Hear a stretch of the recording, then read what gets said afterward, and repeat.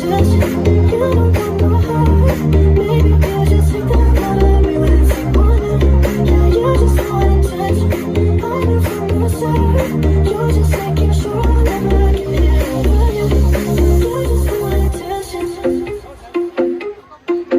lại gì cho nhau, sao con yêu thương em vẫn rời.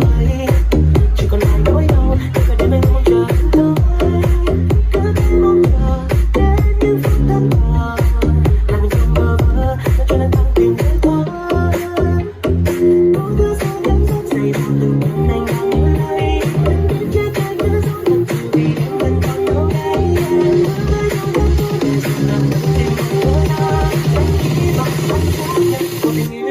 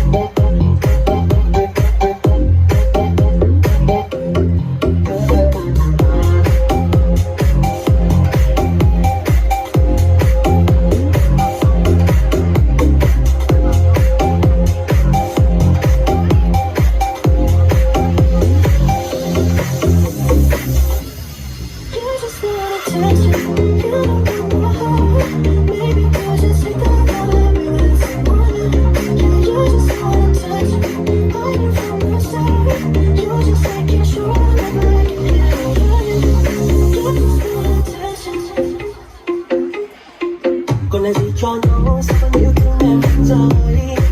Chỉ còn lại nỗi đau, để phải đêm anh không chờ tới. Cứ thế mong chờ, đến những phút tan thở.